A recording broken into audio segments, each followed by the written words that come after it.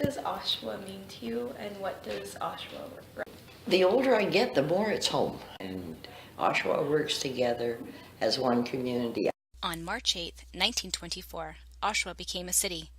The city's motto at the time was, "The Motor City of Canada." 90 years later, our city's motto is, "Prepare to be amazed." Please enjoy these amazing stories shared by those who call Oshawa home today. Many years ago, I received 2 letters written by my great-grandfather and sent to his family overseas. My aunt gave me the letters. He immigrated from England in May 1913 and settled in Oshawa. The letters were written as he waited for his family's arrival 3 months later. My great-grandfather describes an extreme heat wave in early July, and then a streetcar ride to the lake one Saturday evening for a community picnic, a chance to cool off. He expressed a strong desire for his wife and children to see the lake before the end of the season, which I'm certain they did.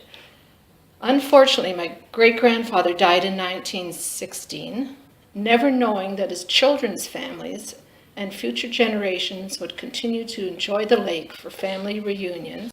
You know, sense of community, the neighbors, the people that were around and that. We moved to Oshawa Boulevard just above Bond, older neighborhoods, houses that were built in the early 1900s, 1920s and that.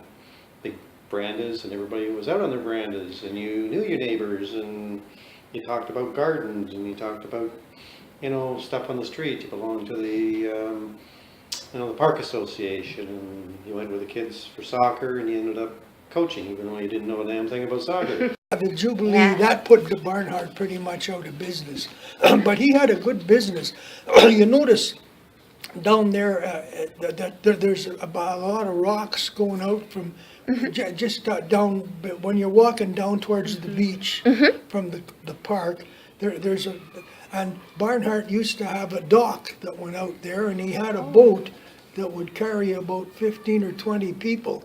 And he used to take people out on moonlight cruises back in the 1920s. The Four Quarters is the intersection of Simcoe and King Street. Now they run one-way streets now and so forth. But back then, they went just as normal streets do, traffic going both ways. And the buses only ran on King Street and Simcoe Street. That's it. But how big was the city? Well, as I've told you, when you get to Park Road, country. The only thing I went beyond Park Road for was Mount Lawn Cemetery, where my ancestors were buried. Dad had goats, and that's Danny boy. He pulled us all over the yard. Linda was saying that your father delivered milk to the hospital? Yes, from the goats, yeah. Okay. Yeah, some patients had to have goat's milk. Was that before the war, during the war? It was before the war. Before the war? Yeah. There's a great big pole with a round, and the kids used to just spin around it. It was right there on the beach, the ocean wave, they called it. On the ocean wave, Of that course, ride? more than once. It was lovely. It was lovely. It always seems so scary to me. I've seen photographs. No. We used to go like H, didn't we? It was fun. Yeah? Yeah, you just have to run around. Yeah, I was always afraid that when it came down, they had it figured out so that you couldn't get your foot in under. I was afraid that if it touched the ground, it could cut your feet off. But they had a. I donated a book to use. It's a geography book, I think, and it's big, and it's sort of a bluish gray cover. I got it from Harmony School because we had to do an essay on something, and I wrote about the heart, and I come in first. Ooh. And they gave me this geography, I think it was a geography book. And the second prize was perfume and powder and stuff.